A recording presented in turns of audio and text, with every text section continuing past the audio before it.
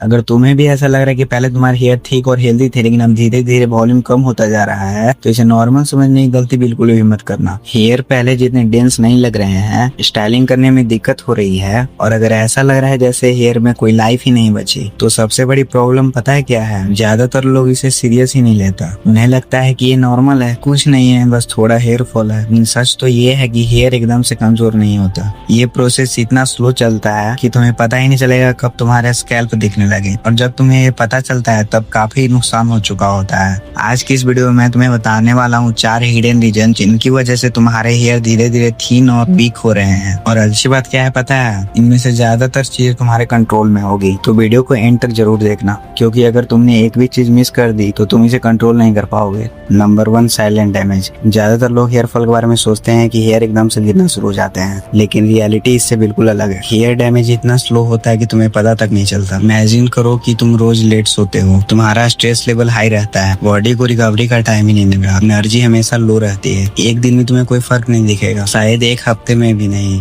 लेकिन अगर महीनों तक यही चलता रहा तो तुम्हारे बॉडी के कई सिस्टम अफेक्ट होंगे। और हेयर उन चीजों में से एक है जो सबसे पहले अफेक्ट होती है, क्योंकि बॉडी का तो मेन फोकस सर्वाइवल पर होता है। जब बॉडी स्ट्रेस में होती है तो वो हेयर ग्रोथ को प्रायोरिटी नहीं देती, और लोग कहते हैं हेयर अचानक से इतने कमजोर कैसे हो गए, लेकिन सच्चाई तो ये है कि उनका हेयर महीनों से डैमेज हो रहा होता है। और अगर तुम्हारा भी यही हाल है तो प्रोडक्ट को फोकस मत करो, अपनी स्लीप, स्ट्रेस मैनेजमेंट और रिकवरी पर भी ध्यान दो, क्योंकि अगर तुम्हारी बॉडी ही हेल्दी नहीं होगी तो तुम्हारे हेयर कैसे हेल्दी होंगे। Number 2, poor nutrition. अब बात करते हैं उस मिस्टेक की जो सबसे कॉमन है। आजकल लोग अपीयरेंस पर फोकस करते हैं, डाइट पर नहीं। सोचो हेयर आखिर बनते किससे हैं? मेनली प्रोटीन से, राइट? अगर डाइट में प्रोटीन ही नहीं है, अगर बॉडी डिहाइड्रेटेड रहती है और न्यूट्रिशन की कमी है, तो ऑब्वियसली हेयर स्ट्रॉन्ग कैसे बनेंगे? बॉडी हमेशा इंपॉर्टेंट ऑर्गन्स को पहले सपोर्ट करती है, हार्ट, ब्रेन, लंग्स। हेयर उसकी प्रायोरिटी लिस्ट में ऊपर नहीं होते, इसलिए जब न्यूट्रिशन कम होता है तो बॉडी हेयर को प्रायोरिटी नहीं देती। हेयर पतले दिखने लगते हैं, साइन कम हो जाती है, स्ट्रेंथ कम हो जाती है, और वॉल्यूम भी पहले से बहुत ज्यादा कम हो जाता है। अब इसका मतलब ये नहीं कि कोई भी आलतू फालतू सप्लीमेंट ले लो, क्योंकि balance diet, sufficient protein, fruit, vegetable और adequate water intake hair health में बड़ा रोल प्ले करते हैं। याद रखो, एक्सपेंसिव प्रोडक्ट से पहले बेसिक न्यूट्रिशन को ठीक करना ज्यादा जरूरी है। Number 3, scalp health. अब बात करते हैं एक ऐसी चीज की जो सबसे ज्यादा इग्नोर होती है, लेकिन वो उतना ही इम्पोर्टेंट है, स्कैल्प। लोग हेयर की केयर तो करते हैं लेकिन स्कैल्प की नहीं,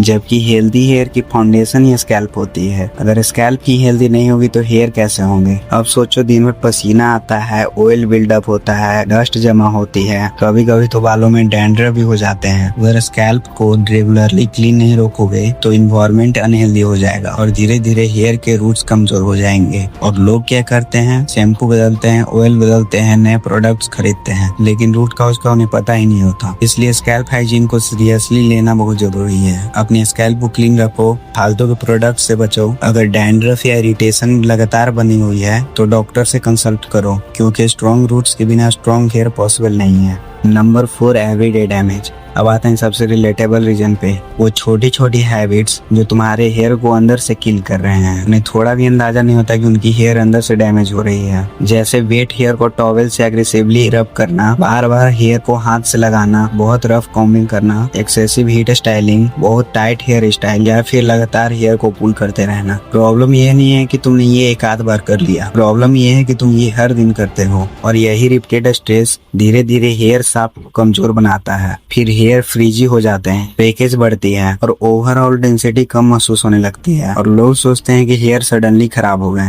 लेकिन असल में ये डैमेज काफी दिनों से चलता आ रहा होता है। अगर तुम हेयर फॉल और बाल्डिंग से बचना चाहते हो तो पहले अननेसेसरी डैमेज को रोकना सीखो। कई बार इम्प्रूवमेंट किसी नए चीज को ऐड करने से नहीं, बल्कि गलत चीजों को स्टॉप करने से होती है। सच बात तो ये है कि हेयर पतले होने का कारण हर बार जेनेटिक्स नहीं होता। हाँ, जेनेटिक्स का थोड़ा बहुत रोल हो सकता है, लेकिन बहुत बार हमारी डेली हैबिट्स ही उतनी रिस्पॉन्सिबल हो जाती है। Poor sleep, high stress, weak nutrition, unhealthy scalp और डेली डैमेज, ये सब मिलकर धीरे धीरे हेयर की क्वालिटी को अफेक्ट करना शुरू कर देते हैं। अच्छी खबर ये है कि आज से तुम इन चीजों पर काम करना शुरू कर सकते हो, क्योंकि जब तक तुम इन चीजों पर कंट्रोल नहीं करोगे तो तुम्हारा हेयर और थिन होता जाएगा। हाँ, हेयर हेल्थ ओवरनाइट नहीं बनती, लेकिन डेली इंप्रूवमेंट जरूर रिजल्ट देती है। आज से अवेयरनेस लाओ और छोटी छोटी हैबिट्स को कंट्रोल करना सीखो और अपने हेयर को वो केयर दो जिससे वो डिजर्व करता हो। अगर ये वीडियो थोड़ी भी यूजफुल लगी हो तो लाइक जरूर कर देना, चैनल को सब्सक्राइब भी कर लो। यहाँ सिर्फ रैंडम टिप्स नहीं बल्कि रियल सेल्फ इम्प्रूवमेंट की बात होती है। मिलते हैं किसी नए वीडियो में नए टॉपिक के साथ, तब तक के लिए बाय बाय।